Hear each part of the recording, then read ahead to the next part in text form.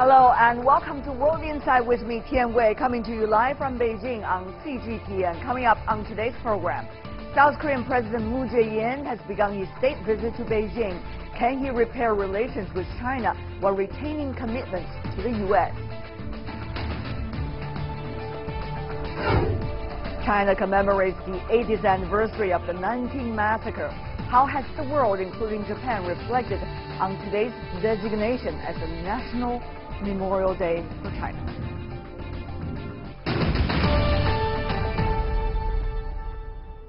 And we begin today's program with South Korean President Moon Jae-in's state visit to China. Moon is looking to ease strained relations with Beijing following the deployment of U.S. THAAD missile system.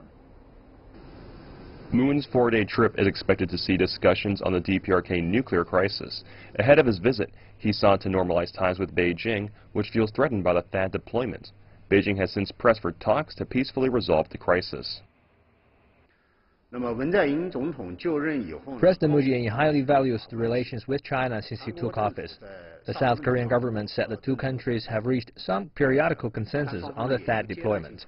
We hope the THAAD problem can be properly handled, and both sides can bring bilateral ties back to a healthy and stable track on the basis of respecting mutual interests and concerns. The deployment of the U.S. THAAD anti-missile system earlier this year provoked an economic backlash from Beijing. Official data shows that the number of visitors from China has fallen by more than 60% in 2017. The tourism industry is suffering a lot, and the related industry is retail, and also, the automobile industry, Hyundai Motors, are suffering a lot still in China. So damage is huge. Since October, relations have begun to improve, with South Korea pledging not to expand THAAD deployment and Chinese tour companies lifting bans on group tours to South Korea. However, most analysts say a permanent solution to economic issues will rely on a permanent solution to denuclearizing the DPRK.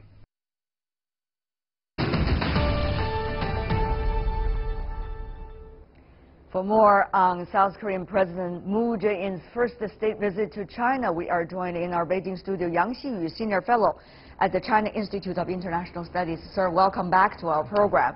And joining us in San Francisco, we have Sun Yong Lee, Kim Koo Korea Foundation Professor of Korean Studies at the Fletcher School at the Tufts University. He's joining us on the phone. Thank you, sir. Early morning for you. Thank you very much. In Washington, D.C., we have Jonathan Pollack, Senior Fellow in the John Thornton China Center and Center for East Asia Policy at the Brookings Institution, well-known scholar on the Korean Peninsula issue. I want to start with you, Mr. Pollack, about the latest development. Secretary of State Tillerson, in a recent speech, he talked about no precondition before a meeting with North Korea. He said, let's just meet. Your reaction? Well, it seemed to be something of a trial balloon from Secretary Tillerson. He is leaning far forward compared to other U.S. officials here. He's basically putting on the table what North Korea has long claimed. They wanted no preconditions to talks, and he's made them that offer. So North Korea can either choose to respond or not respond to this. We'll have to see, but they're not going to get anything that is as forward-leaning as this beyond the offer that Secretary Tillerson has made, which seems, at least in its words, to be pretty unconditional. All right, and we want to go to Professor Lee in San Francisco with us. You're coming from South Korea originally. Help us to understand what exactly is going on right now. Do you think the North Koreans would stop, so-called, for a period of quiet, which was said and suggested by Tillerson earlier in the speech, before meeting the U.S. side, or they were likely to continue as what they are doing right now? I think the time is not yet ripe for the Kim Jong-un regime to go into a period of quiet. North Korea, in my view, is very good at wielding both the carrot and stick. And in the past, North Korea would provoke, go up the ladder of escalation and then climb down a rung or two. So North Korea doesn't just go berserk and lash out all the time. At the same time, as we approach the end of this calendar year, which has been a banner year for North Korea in terms of its missile and nuclear tests, I think there's the possibility North Korea would escalate a bit further, especially upon seeing this very positive signal from Secretary Tillerson that the U.S. is now being conditioned by North Korean provocations and weapons tests and is willing to start talks without preconditions. Right. I think the time is rather right for North Korea to do it again, to escalate and try to engage the U.S. in dialogue from a better position, a position of even greater strength. I would say another provocation is due. All right, we could have different analysis about what's likely to happen from the Chinese perspective. Mr. Yang, Chinese Foreign Ministry spokesperson Lu Kang said very clearly today, China hoped all sides, particularly the United States and North Korea, could walk toward the middle way and be able to conduct a dialogue and discussion. But how far really do you think the two sides are from it? Will this, in a way, gesture coming from Tillerson, in a way very much cited already in the administration, be able to convince Pyongyang to come forward? Well, the positions between Washington and Pyongyang is too far to meet in the middle. However, the approach is quite acceptable for North Korea. So by saying that, by having said that, I'm afraid I have to disagree with my South Korean colleagues, President Lee. Basically, now there are two probabilities: say provocation further or return to the dialogues. I think they will certainly make a face of quiet after a series of provocations. All right. Mr. Pollack, this is interesting because the North Koreans also suggested something about dialogue and discussion. Earlier, there were so-called messages carrying by the Russians to the U.S. side, talking about why don't we start a dialogue, as suggested by the North Koreans. This is likely to be a response by the U.S. side toward the earlier message, or this is actually some consensus already reached within the administration and this only voiced by Secretary Tillerson? I'm not sure if it's a response to what the Russian report was. You know, very frankly, if North Korea wants to convey some intent or interest, it doesn't have to go through the Russians, it doesn't have to go through the Chinese. There are means by which it can communicate directly with the United States. So whether it reflects a consensus in the administration is harder sometimes to tell. Secretary Tillerson also alluded to the continuation of various forms of military preparation, which of course has received understandably a lot of attention in the world's media. But Tillerson seems to be suggesting that this is a window that may very well close, and he didn't convey desperation, but I cannot see how a signal can come from the administration at this point that is more forthcoming and seemingly flexible as what Tillerson conveyed yesterday when he spoke. All right, there's one player that we haven't mentioned, that is South Korea. Mr. Yang, South Korean President Moon Jae-in is now in China. He just had his joint meeting with the Chinese counterpart Vice Premier, talking about the economic ties between the two countries. How much do you think he will be able to achieve, Mr. Yang, this time in China? Well, obviously, President Moon wants to fully restore the economic ties between China and ROK through his state visit this time. That's why the first day when he arrived, he spent most of his time with the business circle, and also he brings a big group of the business people from South Korea, that is more than 200. Hopefully, this visit really will really input new momentum for the restoration of the economic exchanges between the two sides. But fundamentally, the sustainable exchanges of the economic area heavily rely on what the two sides will achieve in the political area, say how to handle the sharp differences on that. Right. You are seeing some of the footages between the Chinese Vice Premier and also the South Korean President today.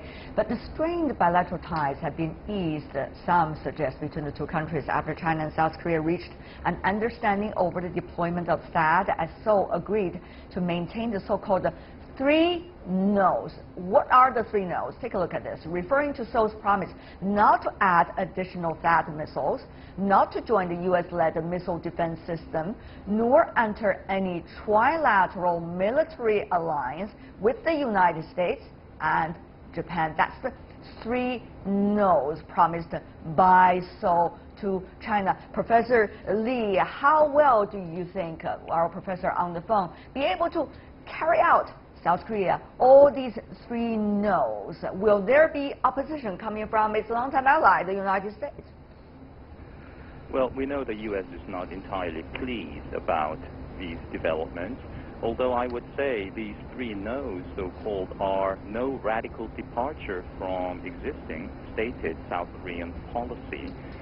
But the fact that they were mentioned by the South Korean foreign minister in public did displease Washington. I think in the meantime, the two countries, China and South Korea, will maintain cordial relations. It's obviously in both nations' interest to do so.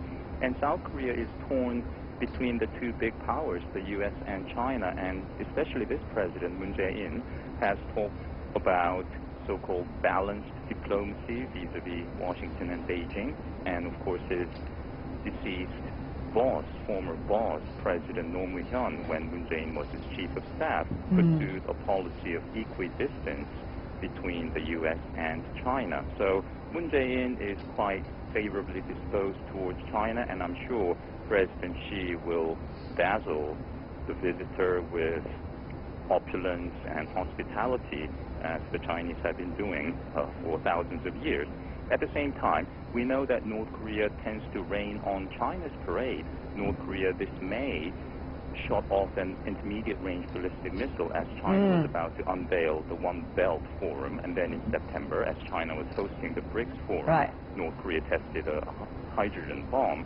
So there's, small but still the possibility North Korea may do something in the next day or so when President Xi sits down with the South Korean president. Well, of course, that would make things ever more complicated. Having said that, though, let's go to Mr. Yang about this. I mean, President Moon Jae-in, since he came into power, since the last election, he has not enjoyed very easy times, shall we say. For example, about the actions and provocations and the rhetorics coming from the North Koreans, even though he wants to have this so-called balanced diplomacy and want to have a diplomatic solution to the issue on the Korean Peninsula. And now he's coming to China, Mr. Yang. To what extent this visit is significant to him for his political credibility back at home? Well, the success or failure of this visit will produce huge effects in his own domestic politics, as well as the huge influences on his foreign policy and relations. Basically, the purpose of his visit, as I mentioned, one is the restoration of economic ties, and secondly, most important thing is reduce the mutual suspensions and rebuild the mutual trusts. That's very important, but very difficult, because it's not easy to solve smoothly the differences on that. Yes, indeed. Mr. Pollack, you've been listening to your colleagues talking about China and South Korea relations. This is a very critical point, some would argue. You see huge South Korean trade delegations already flocking to Beijing. They want to make sure the president has a good result with the Chinese side, and then they can come back to the Chinese huge market, which is extremely significant for South Koreans. Tourism, consumer goods, many other things. But on the other hand, this DPRK issue, together with South Korea's attitude vis-a-vis the DPRK issue in its relations with China and the United States, becoming ever sharper, a joint, in a way, crossroad for South Korea. So how do you analyze this critical juncture for the South Koreans? Mr. Pollack. I think it's a crossroads not just for Seoul, but for Beijing. Relations were in essentially a free fall, major damage in terms of attitudes within South Korea towards China. Some polls even indicated that China was less positively viewed in South Korea than Japan. And so I think there's been, in some measure, a mutual recognition of the damage that is caused by letting the situation escalate to unreasonable levels, and there's an effort now to sort of walk it back. I mean, frankly, the big winner in any kind of heightened tensions between China and the ROK is, of course, North Korea. And if there is going to be any headway at all, meaningful headway in inhibiting North Korea's steady advance in its ballistic and nuclear development, we cannot afford to see critical gaps and differences between China and the other affected states. So I think to some extent here, both sides continue to agree to disagree. I would agree with Professor Lee that there's nothing appreciably different in what the ROK has said here in the October 31st agreement that is at sharp variance with its existing policy. So the question is, can both sides walk this back, in some measure try to limit the risks, and frankly find a way to begin to rebuild the economic relationship, which frankly is vastly more important to China than any economic relationship it has with North Korea. Well, there are probably different views about that, but let me ask you too, Mr. Pollack, very briefly if you can. We haven't mentioned the elephant in the room, that is, the relations of South Koreans and also the Americans, and also America's influence and impact that this administration wants to achieve about its goals here in this region. We cannot ignore that factor. It's not just a bilateral relation between China and South Korea, as you know very well. Right. I would agree with you, Tianwei. It's not. It's interesting that the interactions here, if we think back to President Trump's visit to Asia, his visit to South Korea, which most South Koreans would have viewed as reasonably successful, it's almost as if this bilateral maneuvering is going on among all the actors. What I would like to see, frankly, is more of a collective discussion among all affected states here who have a shared interest in not seeing this situation go out of control. And that's the bigger test than simply what states can do maneuvering vis-a-vis one another. That's a bigger challenge, and let's see if we can make some headway on that. Mr. Yang, the South Korean President Moon came to China. One of the goals he mentioned very clearly is to rebuild the trust between South Korea and China. But the question is, can it happen when you have a lot of other players that are very active and certainly want to have their goals achieved? Can China build the trust back with Seoul?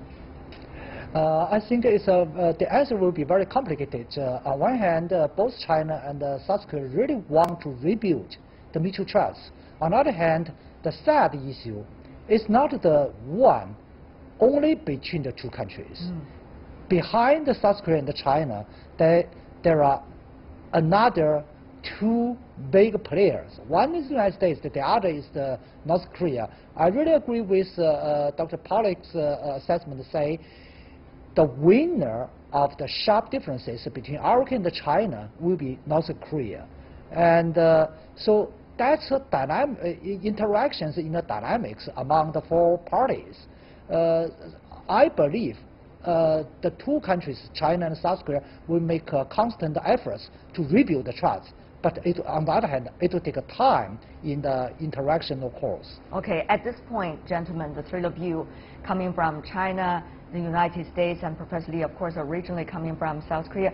One of the things is things could happen at any moment that would drag the whole situation to a very different direction. We see, okay, The United Nations Deputy Secretary General visiting Pyongyang. We see that South Korean President coming to China trying to warm up relations. We see Secretary Tillerson. We don't know to what extent that he got the consent from the administration, but he said talks could begin, let's just talk. And then we also see the DPRK at this point, since last ICBM, has not yet done anything else.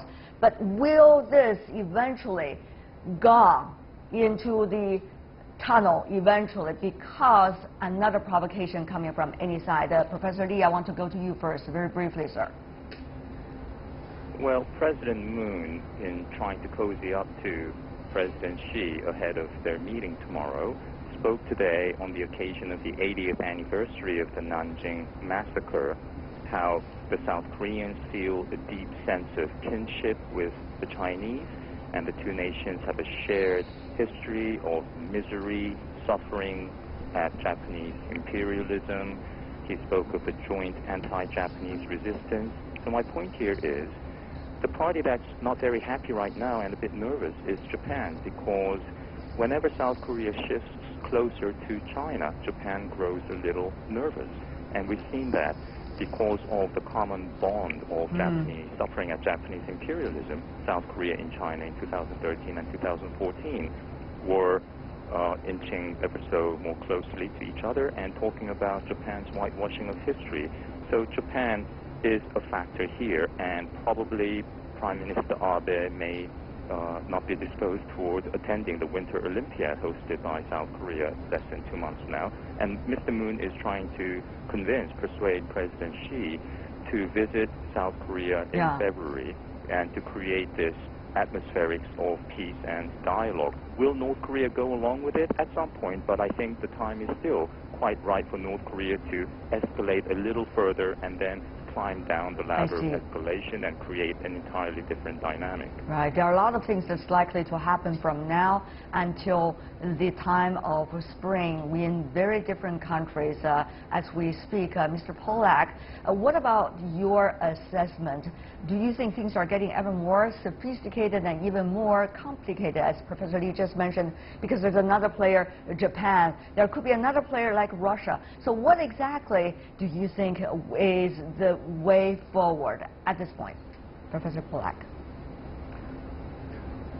Well, my view remains that the biggest imperative is the avoidance of overt military conflict. And this must be preeminently on the minds of all these affected actors. The real problem here, frankly, as I think both Professor Yang and Professor Lee have indicated, is that the absent party here, of course, is North Korea itself and what impels their own decision-making process. Again, it could be instigated in a variety of ways. I'm not sure that provocation is the right term. North Korea is in the middle of trying to consummate a nuclear weapons capability that it claims will make it secure. There's a lot of doubt about that, but the very fact here is that all of these other nations, from their different perspectives, from the different needs of their leaderships, are trying to adjust and moderate their own national interests and their foreign policy strategies. But all of this presumes that someone in Pyongyang is listening and is able to respond to positive cues. And frankly, I think that North Korea will make its own calculations here, independent of what anyone else may do, but that just underscores the absolute imperative need for a shared position on the part of all other affected actors, even if they may have significant differences and conflicts of interest. Well, of course, North Koreans are doing their own calculation about their own national interest as they see it. Mr. Yang, we see the sanctions of the United Nations over the past few months and a year have been certainly having some effect, according to the UN official. The winter could be a very hard time for North Koreans. But at the same time, we do not know from now until a year later. This is likely to be the time when the United States want to see whether the sanctions are working toward their favor or not in terms of what's going on inside North Korea. Some say, Mr. Yang, this is the most dangerous time anything could happen as a result of so many different things. Mr. Yang, what about your assessment? Well, my assessment is really opposite. Internal North Korea, I don't think the current sanction pressures will make significant effects. However, the effects will be rising. That means the sanction produced the cost opportunity. The cost opportunity on North Korea's economy are fast growing, but it will take time to see the so-called significant results or effects.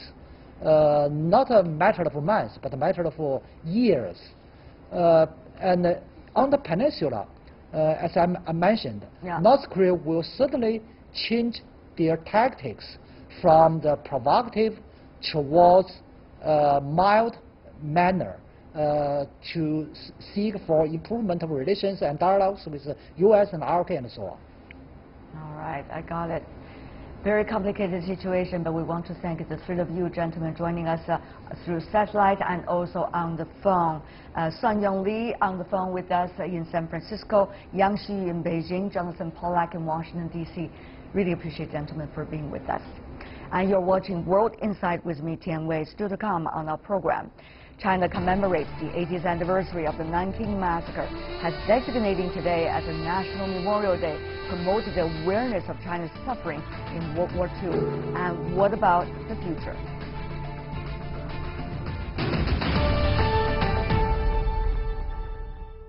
Welcome back. You're watching World Insight with me, Tian Wei, coming to you Monday to Friday on CGTN. Now let's turn to Nanjing, where thousands gathered for a remembrance service to pay respects to victims who died during the Nanjing Massacre.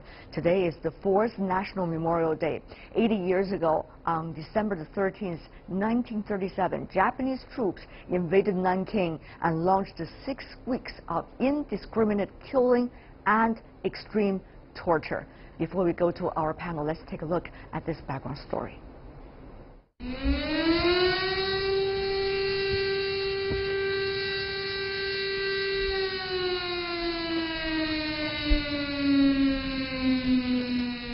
One minute of silence is the day to commemorate.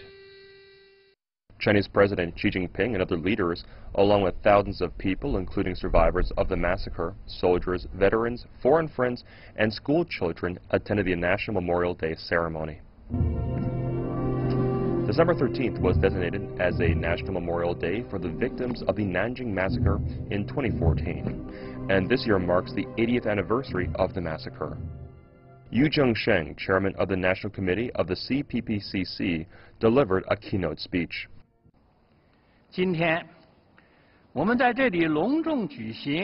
Today we gather here to hold a national memorial service for Nanjing Massacre victims in commemoration of the deceased and massacre and all lives that were lost during the Japanese aggression. It's a declaration that the Chinese will never forget the past and that will cherish peace in the future. Japanese troops captured Nanjing, then China's capital, on December 13, 1937, and went on a killing spree that lasted over a month. More than 300,000 unarmed Chinese soldiers and civilians were murdered, and over 20,000 women were raped. That dark chapter in history has left generations of Chinese physically and emotionally scarred. Their guns were this long, with a knife attached to it. That's what they killed my father with. And then they killed my uncle and my grandfather as well. My baby brother they stomped to death with their big leather boots. He was only 2 years old. The Japanese invaders killed my father with 3 shots in front of where we were staying. My mother ran out to see him, but she was also shot dead and fell into my father's arms. When I came out, I saw my parents laying in blood.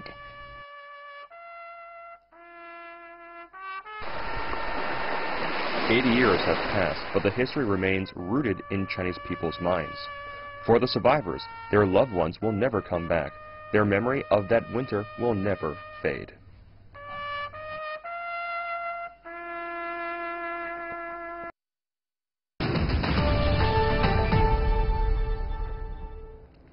For more on National Memorial Day for Nanjing Massacre victims. We are joined in our Beijing studio once again, Yang Xiyu, Senior Fellow, China Institute of International Relations. In Washington, D.C., we have Mr. Yoshikazu Cottle, who is a research fellow at the Chahar Institute and also columnist at the New York Times Chinese Web Edition. Welcome, sir. Also joining us in Washington, D.C., Peter Kuznick, who is a professor of history and also director of the Nuclear Studies Institute at the American University. Welcome as well.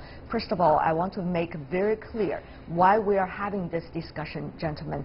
It is not about the growing of hatred. It's about remembrance and reconciliation. It's about understanding what really happened in history so that the same kinds of crimes will not be repeated in the future. Meanwhile, it's about our attitude toward the peace. So with that note, I want to start off our conversation. Mr. Cottle from Japan, I understand you've been living in China for quite a number of years. I'm sure you have been talking about this specific period of history with many of your Chinese friends. So what do you make of the current gap of understanding among some in Japan and what the world has got to know as the Nanjing Massacre? Briefly from you, sir, Mr. Cottle. First of all, I think this is a really important time to talk about history and how to face to the future. I think it's a really important time. And I think a lot of Japanese, even most of Japanese, they love peace. And actually they know how the Chinese people are feeling about, Chinese people thinking about. But as you mentioned, there still exists some gap. Perhaps because of some in Japan, China relation is getting more complicated, or sometimes politicians, playing somehow more politicized way. That's why history, how to face the history, how to perceive the history at this moment. I think at this time, some gap will be existing. So I think now, for Japanese people, it's a good time to know or understand more about how Chinese people feel about, Chinese people thinking about. So I am glad to see a lot of Japanese media is reporting this ceremony. So I think it's a time to know and understand more on this history. I think it's a really important time. Also briefly from you, Professor Kuznick, you are a professor of history. Of course, the Nanjing Massacre, 300,000 people killed, that specific tragic incident is not as well known as the Auschwitz tragedies. This has a lot to do with how history has came along, in fact, over the past few decades. But having said that, though, how will that awareness be raised, rather, in the future? It's important the way countries deal with their own history. No country wants to deal with the negative side of its own history.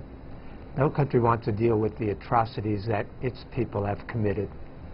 The one example that we have of a country that's dealt honestly with its past is Germany. German students are raised with lessons of the Holocaust. Holocaust denial is illegal in Germany. But in Japan, we have many people who deny the fact that the Nanjing Massacre even occurred. We have Japanese textbooks that whitewash this history. You mentioned the figure of 300,000. That figure is not accepted in Japan. Some Japanese say 20,000. At most, they say 200,000. And some say none at all. So the way countries deal with their past is very, very different. And it behooves us all in every country to deal honestly, confront the past, because we all have things that we're ashamed of, the United States as well as every other country.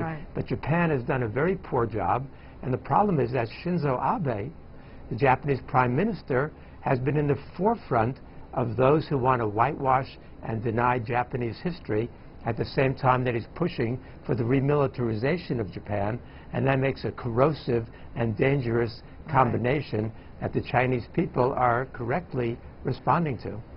Mr. Yang, you listen to your two colleagues coming from Japan and the United States, but that is the realities actually we are talking about here, about this part of the region, Mr. Yang. The question is, sir, how will China react to all of this? You know, the far right in Japan, the administration that is favoring about whitewashing history, and yet that country Japan is an important player in the region, in the Asia-Pacific region, and China needs to have a good relationship with its neighbors for a peaceful future for all. Yes. So how is China going to handle that dilemma? It's a very tricky issue. History is always very emotional, as you know. Yes, actually we are indeed in a dilemma for a long time. On one hand, we are very even upset of Japanese resistance to recognize the truth of the history. But on the other hand, we really desperately need the shared future. You mentioned the peaceful future. We need the shared future. We have the shared future. But the shared future should be based on the shared acknowledgement of our shared history.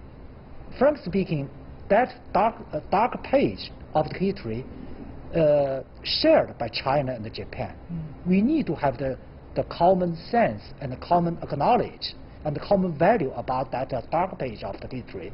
Unfortunately, we haven't reached, and we need to make a constant efforts to reach that goal. Not for, as you earlier mentioned, not for growing hatreds, but for our shared value and the shared future. Right. Having said that, though, we see growing tensions in the region. Earlier, we had a big debate about the Korean Peninsula issue, how things are boiling at this point. But at the same time, you see countries are trying to readjust their national foreign policy vis-a-vis how the other players in the region and even beyond are going to act on their own. Meanwhile, you see the United States, in a way, trying to be different from its previous role, both in the region and in the rest of the world. So this creates a lot of space, vacuum, but certainly a lot of uncertainty and opportunity, all at the same time. So in this regard, Mr. Cottle, under this light, what is history to us now? First of all, as I mentioned, we need to know and understand well what happened during that wartime. And Japanese people, Japanese government to the people, we need to be sincere and humble attitude to what happened.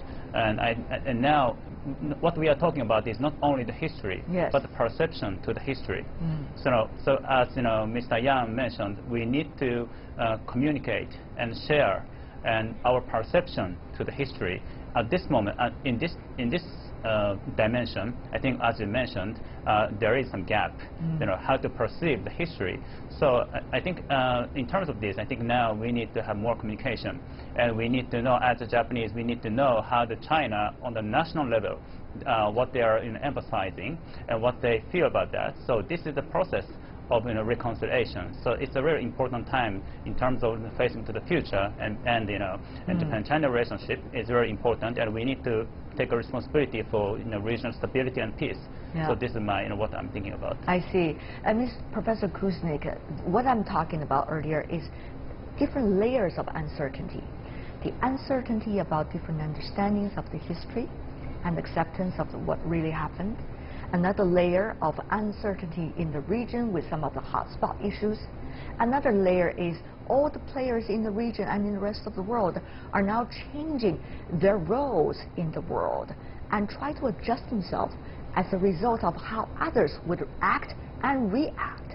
So these different layers of uncertainty piled up makes history ever more tricky an issue. What could be the remedy?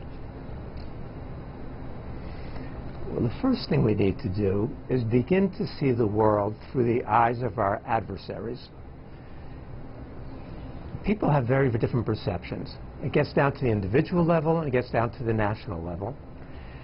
In terms of the conflict between the United States and North Korea, the American people have no understanding at all of how the North Koreans view history. To the North Koreans, the Korean War is still part of their daily life. They know that the United States leveled every city in North Korea and South Korea, almost destroyed the country, as a part of their consciousness. In terms of World War II, the Japanese, the number of deaths among Chinese in World War II, most Western experts put the figure at between 10 and 13 million.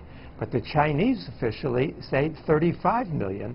And so the Japanese have not really dealt with that in terms of Japanese aggression, not only against China, but against the rest of the countries in the region. Right. And so there's a high level of mistrust. Yes, indeed, right? a high level of mistrust. We are saying the 3 layers already, you know, about history, about hotspot issues, and now about the world's changes. So 3 layers of uncertainties. Professor of history, how do you read these different layers of uncertainty? Do you think there's some wisdom that would help us to get through this? Very briefly from you, sir. There's a new level of uncertainty, and that's been interjected by the Trump administration. Donald Trump is an ignoramus when it comes to history. He knows no history, and he acts impulsively and recklessly without understanding the consequences. Right. So he's complicated all of this situation. We've got a very dangerous situation now in Asia, on top of which we've got the conflicts between China and Japan over the Senkaku and the Aiyu Islands, and more broadly. And yes, so we indeed. need to begin to sit back and discuss these things and begin to understand how each side sees them rather than from one's own nationalist perspective. All right. Professor Yang, we only got 30 seconds left for you, but what do you think could be the remedy and the way forward? Mr. Yang. Well, all the uncertainties on the 3 layers you mentioned indicated that the regional order and the global order is in course of the reshaping. And all the players in the country should make a joint efforts for the same direction rather than the confrontational different directions.